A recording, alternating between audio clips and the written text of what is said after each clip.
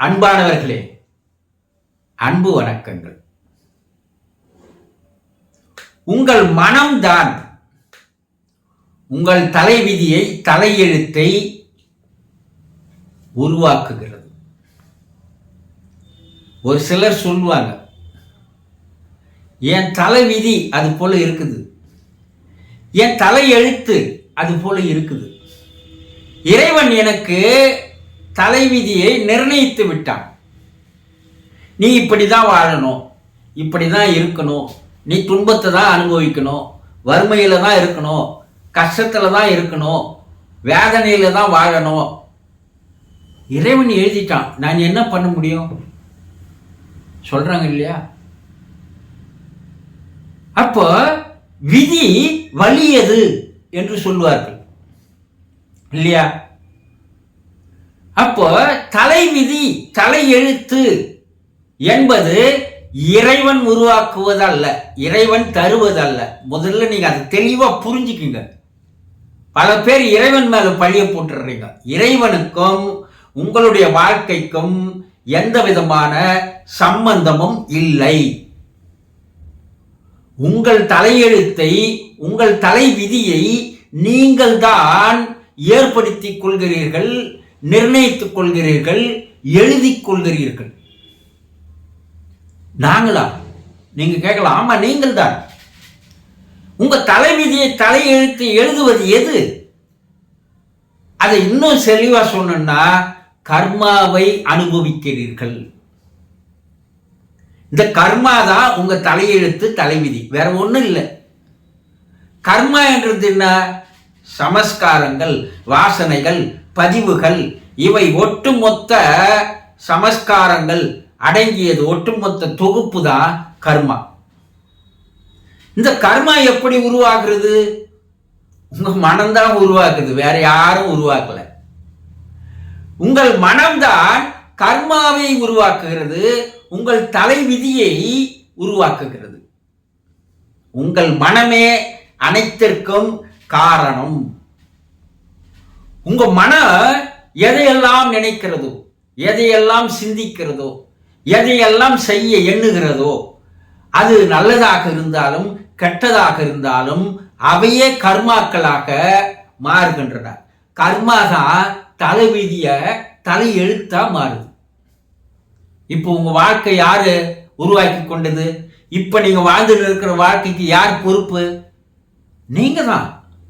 முன்னால விதை போட்டீங்க, இப்ப அதை அறுவடை பண்றீங்க, அவ்வளவுதான். முன்னால நல்ல விதையை நீங்க போட்டிருந்தா இப்ப அறுவடை நல்லா இருக்கும். முன்னால வேற தவறான ஒரு கள்ளி செடியை போட்டிருந்தா இப்போ உங்க அறுவடை என்னவா தான் இருக்கும்? கள்ளி செடியா தான் இருக்கும். விதை ஒன்று போட்டால் சுரை ஒன்று முளைக்காது என்று சொல்வார்கள் இல்லையா? இத்தனை நாள நீங்க என்ன நினைச்சிட்டு இருந்தீங்க? என் வாழ்க்கைக்கு ஒட்டுமொத்தமா காரணம் இறைவன் தான். இறைவன் என்ன இது போல படைச்சிட்டான்பா, இறைவன் இது போல எனக்கு வாழ்க்கை குத்துட்டான்பா, இறைவன் எனக்கு துன்பத்தையே தரான்பா சொல்றீங்க இல்லையா? ஈஸியா ஒரு வழி எதை கண்டுபிடிப்பீங்கன்னா, தன்மேல் குற்றத்தை வைத்துக் கொண்டு இறைவன் மீது குற்றத்தை தூக்கி சுமப்பதுதான் உங்க வேலை. பழி போடுவது, இறைவனை பற்றி பழி போடுவது. இறைவனுக்கும் இதற்கும் எந்த சம்பந்தமும் இல்லை. விஞ்ஞானம் என்ன சொல்லுது? மனவியல் நிபுணர்கள் என்ன சொல்றாங்க? பழைய இது கர்மா வாசனை எப்படி உருவாகுது என்ன?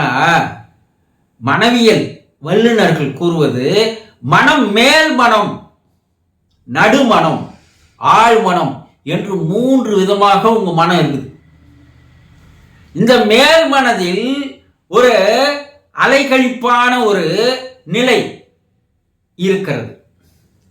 இந்த மேல் மனதில் வருபவை எல்லாம் நடுமனத்திற்கு செல்கிறது. நடுமனம் கீழே ஆழ்மனத்திற்கு அனுப்பி அதை பதிவு செய்கிறது.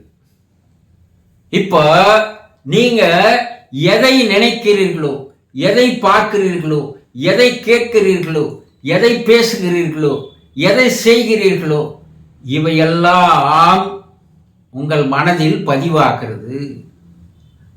இந்த பதிவாகிற ரெக்கார்டு செக்ஷன் தான் இந்த ரெக்கார்டினுடைய ஒட்டுமொத்தமான ஃபைல்ஸ் தான் கர்மா. இந்த கர்மாவை நீங்க எப்படி உருவாக்குகிறீர்கள், உங்கள் மனம் எப்படி செயல்படுகிறது, அந்த மனம் தவறான போக்கில் போய் தவறான செயல்களை செய்தால் அவையே தலையெழுத்தாக தலைவிதியாக மாறுகிறது. இன்றைய வாழ்க்கைக்கு, இப்போது நீங்கள் வாழ்ந்து வருகிற வாழ்க்கைக்கு காரணம் முன்னால் நீங்கள் உங்கள் மனம் செய்த செயலினால் வந்த விளைவு. அந்த மனம் கர்மாவை உருவாக்குகிறது, கர்மா தலையெழுத்தை தலைவிதியை உருவாக்குகிறது. இதுவரைக்கும் இருந்தது போட்டோம். இதுவரைக்கும் உங்க வாழ்ந்த வாழ்க்கை முன்னால் நீங்க செய்த அந்த மனம் செய்த செயலுடைய விளைவுன்னு வச்சுக்குவோம். இனிமேல் உங்கள் வாழ்க்கை நன்றாக இருக்க வேண்டுமேனால் அந்த மனதை நீங்க கட்டுப்படுத்தணும்.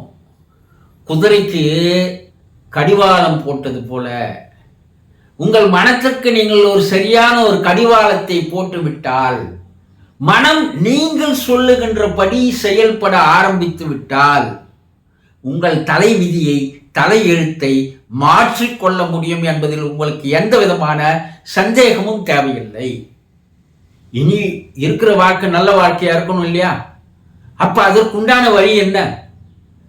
போனது நடந்தது நடந்தவையாக இருக்கட்டும், இனி நடப்பது நல்லவையாக இருக்கணும்னா உங்கள் மனதை செம்மைப்படுத்துங்கள், உங்கள் மனதை சரிப்படுத்துங்கள், உங்கள் மனதை தூய்மைப்படுத்துங்கள், உங்கள் மனதை நெறிப்படுத்துங்கள். அப்போ மனதில் தான் உங்களுடைய வாழ்க்கையே அமைகிறதே தவிர இறைவன் மீது தயவு செய்து பழியை போடாதீர்கள். இறைவனுக்கும் இதற்கும் எந்த விதமான சம்பந்தமும் இல்லை. புரிந்து கொண்டீர்களா? சந்தோஷம்.